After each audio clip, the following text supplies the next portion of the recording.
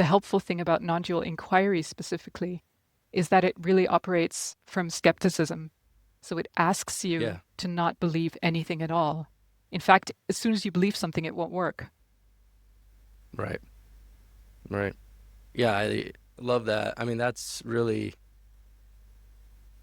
why I fell in love with Buddhism or the Buddha's teachings. I come from a Mormon background, highly densely populated. I'm in Utah, Salt Lake City, so kind of the Mormon capital.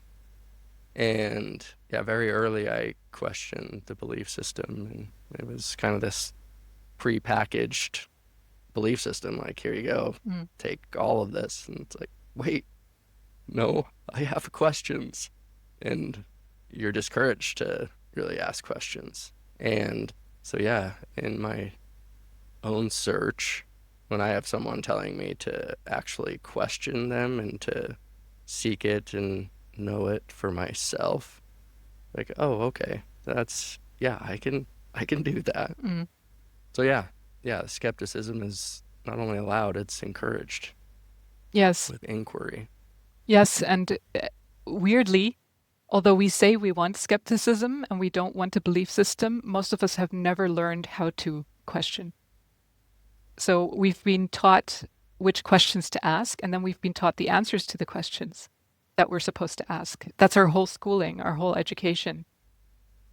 Mm. So Can you expand on that some more? even when we learned philosophy, if we had any, maybe part of English lit or whatever in high school, we were told what the questions were. I mean, very rarely would someone say, "Look, find your own questions to this topic. The big who am I? Who am I? What is the meaning of life? Why are we here? What does death mean? All of these things. How should I live?" The big one. Where does good, our sense of right and wrong come from? What is the truth? Yes. Yes. Those are the big ones. And even when we did study those, which was either in a religious context or if it was at school non-religious, it was in a philosophical, historical context, we were told what big thinkers thought about that and maybe also what type of questions they asked. But we were never taught the Socratic method itself, for example. How do I, for myself, find out what is true? Yes. Oh, I relate so deeply with that. That is why I am so in love with the philosopher Karl Popper. I don't know if you're familiar with Yes. his work, Yes. but I mean, yes, he says that the question holds the entire frame. So, like, just a change in the question, the slightest change, may give you an entirely different answer.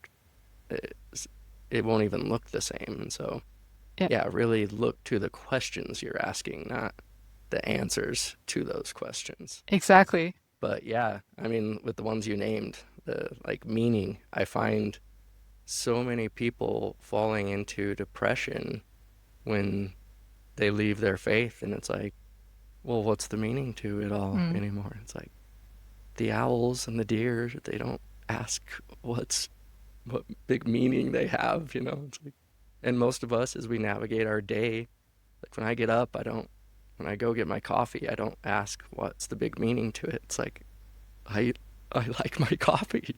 I just go and get my coffee. Mm.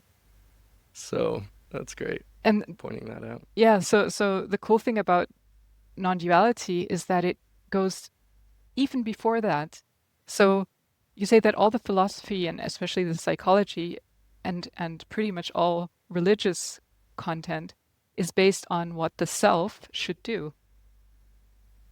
And maybe if we go very far, what kind of questions can I ask so that I find the truth for myself? Right. Non-duality takes a step back even to that and asks, who is the questioner? Right. And then it's so it Gets under this assumption that we hold at the start. yeah, so it kind of blows you open from Yeah. the back of the head, you know? Right. All the rest is Right. maybe blowing up the front of the mind, but non-duality kind of Hmm. turns it around and blows open the back end.